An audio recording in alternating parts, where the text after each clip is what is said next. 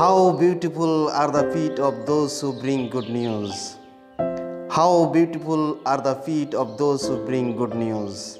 Romans 10:15. Why does St. Paul say that the feet are beautiful? Why? He said this statement in his time when sandals and shoes were not available as we have today. When a person walks on barefoot everywhere and every time, definitely he or she gets many bruises and cuts on his or her feet. However, St. Paul says these feet are beautiful. Why?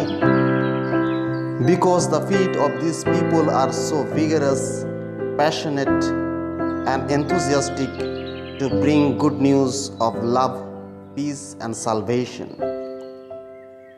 That is what St. Paul is referring to Prophet Isaiah 52:7, where Prophet Isaiah says, "How beautiful on the mountains are the feet of those who bring good news, who proclaim peace and salvation." We have heard and read of those saints whose field traveled miles after miles to proclaim good news of love, peace, and salvation, even to the ends of the earth. Now let us look at the feet of Saint Thomas the Apostle, who was filled with great zeal and enthusiasm. The feet of this spirit-filled person was so vigorous, passionate, and enthusiastic.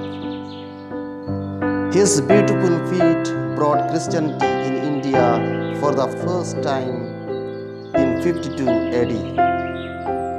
His feet landed for the first time in India at Malabar region in present day that is called Kerala. Then he began to proclaim Christ everywhere he went. He proclaimed good news of love, peace, and salvation. Then Christianity began to spread in India. How beautiful were his feet that traveled thousands and thousands miles in order to bring good news in India, in order to proclaim gospel in India. Now let us look at the feet of Saint Teresa of Kolkata, lovingly who is called Mother Teresa. Everywhere she went, she was able to bring God's unconditional love and peace to the people. She rescued abandoned newborn babies from the garbage heaps and nursed them. She served lepers at the time. How beautiful were her feet that went about serving poorest of the poor. Even God did not spare the feet of His only beloved Son, who was sent into this world, who went about preaching, teaching, and healing, and gave us salvation. And now, God is using our feet for the continuation of proclaiming His good news of love, peace, and salvation. Therefore, can you imagine how beautiful our feet are?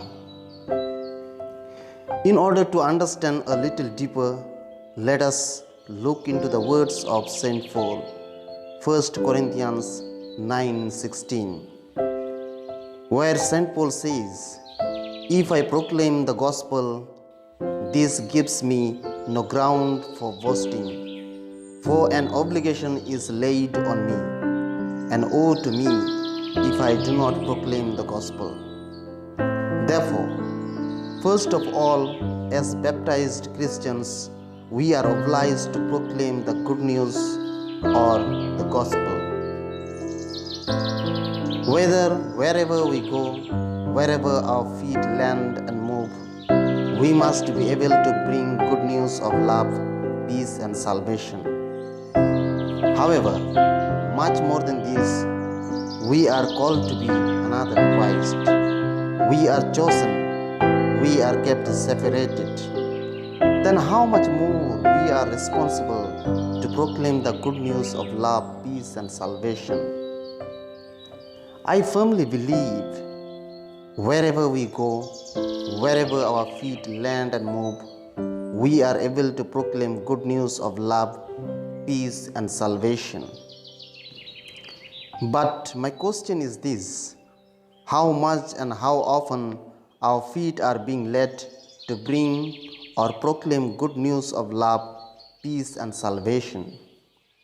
Now let us surrender ourselves and offer our feet to the Lord present in the Blessed Sacrament and ask Him to bless us and bless our feet so that wherever our feet land and move, wherever our feet are being led, we must be able to proclaim good news of love, peace, and salvation.